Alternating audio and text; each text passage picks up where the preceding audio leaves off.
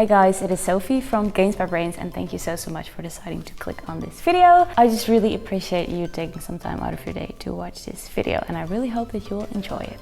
I started a mini series called Back to Basics where I will discover a few topics that can help you with setting yourself up for success whenever you are starting your fitness journey. And the first episode was all about setting goals and how you can keep track of your progress. Setting goals is really important just because it is much easier to train with a specific aim compared to training without a specific aim. And as I discussed in the previous episode of my Back to Basics series, there are multiple ways that you can keep track of your progress, and I would always recommend you to use a variety of methods just because every single method has its own pros and its own cons. So if you would like to see that video, then I'll make sure to link it in the description box down below so you can check it out. So now that we have set our goals and we know how to keep track of our progress, it is about time that we are going to talk about how we can align our actions so that we will actually reach our goals. Let's dive into one of my favorite topics of all times.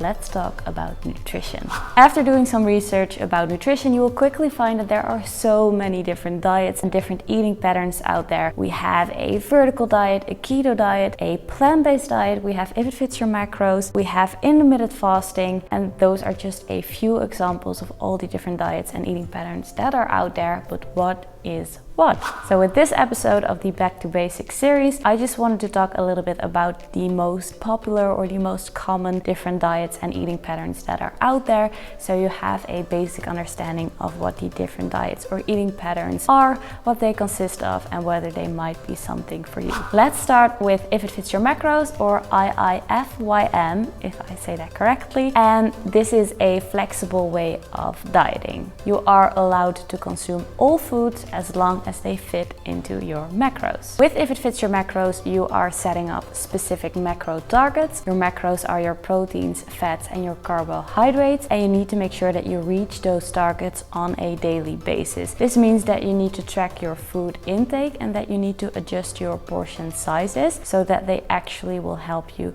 to get towards your goals. So again, it is a flexible way of dieting. It doesn't say anything about what you can or cannot eat as long as you reach your macro targets. IIFYM involves that you need to weigh your portion sizes and that you need to keep track of what you are eating, and most people do this by using an app. If it fits your macros can be combined with other diets or with other eating patterns because it doesn't say anything about what you can or cannot eat. It only says something about the amount of macros that you need to reach on a daily basis. So for example, you can combine if it fits your macros with an eating pattern. So for example, intermittent fasting, and you can also combine if it fits your macros with another diet. For example, a plant-based diet that restricts the food items that you can or cannot eat on a daily basis. Intermittent fasting, that isn't a diet. Intermittent fasting is a pattern of eating. So it doesn't change what you should eat or what you cannot eat. It only changes when you should eat it. And therefore, intermittent fasting can be combined with most other diets. With intermittent fasting, you have an eating window and you have a fasting window, and you will consume all your daily calories during that eating window. A very common or popular variation is the 16-8 method, and this means that you will fast for 16 consecutive hours during the day, and then you will eat all your calories during that 8-hour time window. Moving on to eating plant-based, and this means that you focus your diet on whole plant foods and that you eliminate all animal products from your diet. Eating plant-based and being a vegan aren't necessarily the same things. A plant-based meal is vegan, but the person eating the plant-based meal doesn't necessarily have to be a vegan. Vegans exclude any animal products from their diet, but they also exclude it from any other aspects of their life as well. There are different variations of the plant-based diet. There are a lot of variations of the plant-based diet actually, and one example is the raw food vegan diet, and this is where your diet mostly consists of raw and unprocessed foods.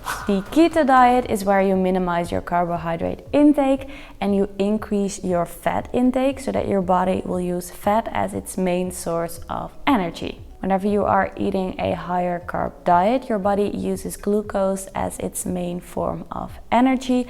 And whenever you are lowering your carbohydrate intake, your body will enter a state that is called ketosis. This usually happens after 2 to 7 days of being on the keto diet. Your body doesn't have enough carbs to use for energy anymore, and your body's storage is already depleted. And since your body is super efficient, it starts to use the ketones from breaking down fat in the liver as its main form of energy instead of using carbs. The vertical diet is shaped as an upside down T. The long bottom part emphasizes on the vitamins, the minerals, and the antioxidants that are easy to digest and that make up smaller portions of your daily intake. The majority of your daily food intake, the horizontal part of the upside down T, that consists mainly of red meats and white rice. Going vertical means that you increase your daily caloric intake by increasing your consumption of white rice and predominantly red meats. And the higher your training demand is, the higher vertical you go. So those are examples of some of the very common diets or the pretty popular diets that are currently out there. So what should you do? What is the perfect diet? Obviously, there really isn't any perfect diet because everybody is different. So everybody reacts to different things in a different way. And what works for you might just not work for me and vice versa. So therefore, I'd say that the best diet out there is one that you enjoy and that you're able to stick to when it comes down to training, whenever it comes down to nutrition and aligning those two so that you are able to reach your fitness goal. It mainly comes down to consistency. So whenever you're thinking about starting a diet or implementing a eating pattern, for example, then you should go by what works best for you, what works best for your body, what makes you feel good, because then you are able to stick to it long term and thus reach your results. So in my personal experience, I've been tracking my macros for a pretty long time now. In the beginning, starting to learn how to track your macros or keeping track of your macros can be a little bit challenging.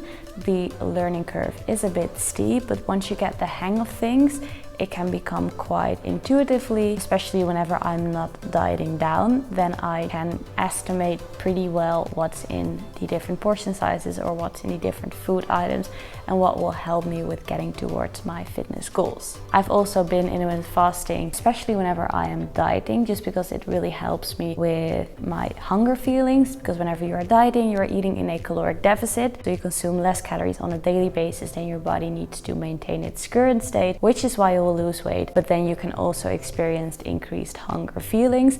And for me personally, practicing intermittent fasting can really help with fighting those hunger feelings. And it also really helps me mentally in the morning whenever I extend my fast. It just helps me in terms of productivity and mental clearness. Whenever I'm entering my lean bulk, I still track my macros, but not to the extent as I do whenever I'm cutting down. And I usually stop with intermittent fasting just because when I have a lot of calories to consume during the day, then I don't want to limit my eating window, but I want to stretch it out so I get a more consistent intake of my nutrients during the day. So tracking macros is a flexible way of dieting that doesn't limit what I can or cannot eat. It only says something about the amount of macros that I need to reach on a daily basis. Intermittent fasting is an eating pattern, so that doesn't limit me in what I can or cannot eat. It is the diet. It only says something about when I should eat it. And next to that, I've also been following a plant-based diet, meaning that I exclude all animal products from my diet. So this limits me in what I can and cannot eat.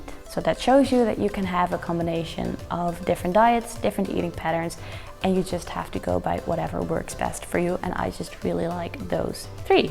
So that was this week's episode of my Back to Basics series. I really hope that you enjoyed watching it. If you did, please make sure to give this video a like. Don't forget to leave a comment down below because I absolutely love reading your comments. And also don't forget to subscribe to my channel so you won't miss the next episode of the Back to Basics series. Thank you so much for watching. Bye guys.